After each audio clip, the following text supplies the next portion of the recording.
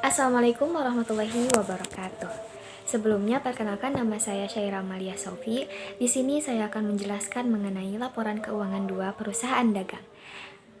Sebelum ke laporan keuangan 2, kita harus membuat laporan keuangan 1, yaitu worksheet atau neraca lajur, yang dimana neraca lajur ini berperan penting dan mempermudah untuk menyusun laporan keuangan 2. Nah, untuk laporan keuangan 2 itu berdasarkan PSAK nomor 1 terdiri dari 5 jenis. Yang pertama, laporan laba rugi, yang kedua, laporan perubahan ekuitas, yang ketiga, laporan posisi keuangan, laporan posisi keuangan pada akhir periode atau neraca, yang keempat, laporan arus kas, dan yang kelima, catatan atas laporan keuangan. Nah, baik, di sini saya akan menjelaskan mengenai laporan laba rugi atau income statement. Nah, laporan laba rugi itu berisi akun pendapatan dan beban-beban, yang dimana dari dua akun tersebut akan menunjukkan adanya laba bersih atau kerugian suatu perusahaan. Untuk laporan laba rugi ini diambil dari neraca lajur, yaitu kolom income statement. Nah, di situ sudah tertulis jelas bagian pendapatan apa saja dan beban-beban itu apa saja. Yang pasti beban-beban itu ada di sebelah debit dan pendapatan ada di sebelah kredit. Tinggal memindahkannya ke laporan laba rugi. Nah, pertama, untuk menyusun laporan laba rugi, pertama kita menentukan net sales atau penjualan bersih, yaitu diambil dari total penjualan dikurangi retur dan diskon penjualan. Nah, kita isi di kolom ke-1 dan net sales di kolom kedua hasilnya. Lalu langkah kedua yaitu ada menentukan HPP. Diambil dari COGS ditambah freight paid dikurangi purchase diskon. Nah, hasilnya itu ditulis di kolom kedua. Setelah itu, net sales sama COGS-nya itu ditambahkan dan menjadi gross profit dan disimpan di kolom ketiga. Setelah dapat gross profit, kita mencari operating profit yang diambil dari gross profit dikurangi operating expense. Nah, itu totalnya menjadi operating profit atau laba operasi. Setelah itu mencari earning before tax, yaitu 1 other income dikurangi other expense. Totalnya lalu dijumlahkan dengan operating profit. Nah, setelah itu dikurangi income tax expense. Hasilnya menjadi earning after tax.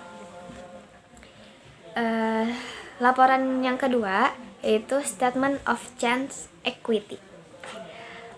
Laporan perubahan modal itu ada 4 kolom: description, common stock, retained earning, sama total. Nah, deskripsi pertama itu balance at Desember 31, saldo awalnya, common stock diisi sama retained earning dari neraca saldo atau neraca lajur, lalu ditotalkan dari samping. Terus ada net income. Net income diisi dari laporan laba rugi.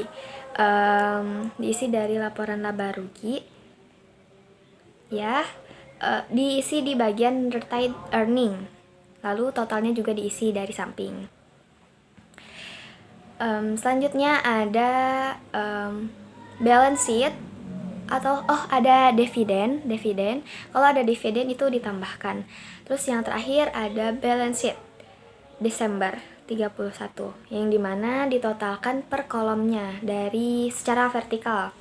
Terus kolom common stock totalnya berapa, retained earning totalnya berapa, dan totalnya juga secara vertikal berapa. Nah, untuk totalnya ini bisa dari samping ataupun secara vertikal dari atas sampai bawah, itu hasilnya akan sama atau balance gitu untuk bagian kolom total. Selanjutnya laporan yang ketiga, laporan neraca atau balance sheet. Laporan neraca atau balance sheet ya. Nah, untuk laporan neraca ini diambil dari neraca lajur kolom balance atau bagian neraca. Nah, laporan neraca ini itu akun yang digunakan itu aset, kewajiban, dan modal. Nah, pertama kita harus mencari total aset, di mana current asset itu ditambah non current asset dengan catatan allowance, terus akumulasi itu di minus. Yang kedua, mencari total liabilities dan equities. Karena liabilities dan equities, dari liabilities itu ditambah sama long term liabilities atau utang jangka panjang gitu ya, ditambahkan, terus juga sama modal ditambahkan gitu. Nah, nanti hasilnya total liabilities dan equities sama dengan total aset. Itu untuk laporan neraca. Selanjutnya yaitu keempat, laporan arus kas. Laporan arus kas diambil dari operating activities, investing activities, financing activities. Untuk operating activities itu mulai dari kas masuk sama kas keluaran yang bersangkutan sama kegiatan operasi. Seperti penjualan barang, dagangan, penerimaan, terus pendapatan bunga, pendapatan. Terus arus kas keluar itu seperti pembayaran mengenai pembayaran untuk proses kegiatan, untuk pembayaran yang bersangkutan dengan kegiatan operasi. Nah, itu arus kas masuk dikurangi arus kas keluar. Nanti hasilnya ada arus kas bersih dari kegiatan operasi. Nah, yang kedua yaitu investing activities, diambil dari arus kas masuk dari kegiatan investasi, contohnya penerimaan kas dari penjualan aktiva tetap, terus investasi di perusahaan, terus juga ada arus kas keluar. Arus kas keluar itu diambil dari kegiatan investasi, pembelian aktiva tetap gitu. Nah, nanti arus kas masuk sama arus kas keluarnya juga dijumlahkan, dan hasilnya arus kas bersih dari kegiatan investasi. Lalu yang ketiga itu financing activities, arus kas masuk dari kegiatan pendanaan seperti setoran modal. Terus arus kas keluar dari kegiatan pendanaan seperti pengambilan prive gitu. Nanti diselisihkan dan hasilnya sama, akan didapat kas bersih dari kegiatan pendanaan.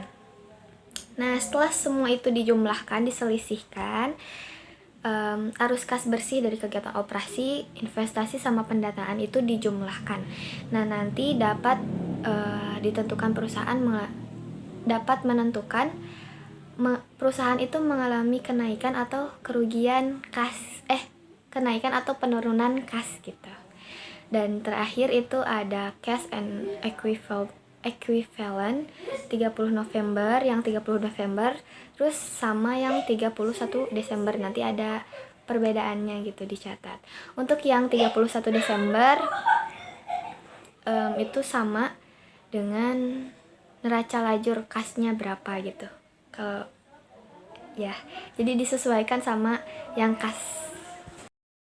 Baik, penjelasan berikutnya yaitu jurnal penutup. Setelah laporan keuangan dilakukannya jurnal penutup, yaitu menutup akun-akun nominal pendapatan sama beban.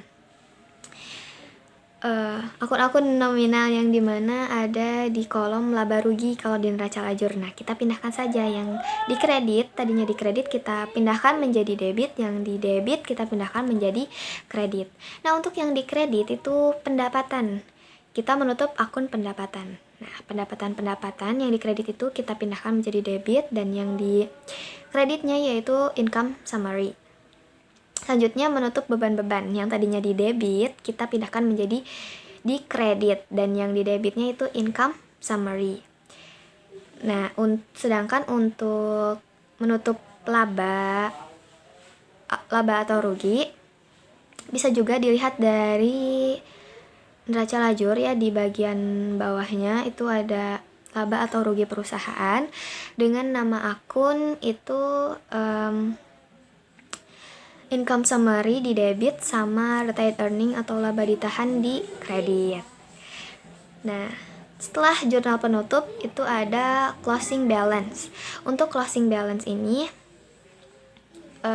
bisa dipindahkan juga dari neraca lajur, yang dimana bagian kolom neraca ini itu akun real ya. Jadi kita pindahkan akun real ke closing balance yang dimana closing balance ini nantinya akan menjadi saldo awal perusahaan di periode selanjutnya.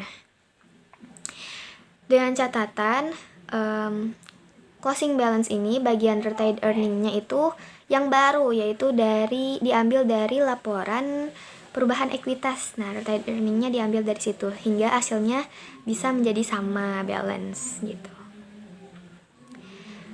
Mungkin itu saja penjelasan yang dapat saya sampaikan. Terima kasih atas segala perhatian dan mohon maaf atas segala kekurangan. Assalamualaikum warahmatullahi wabarakatuh.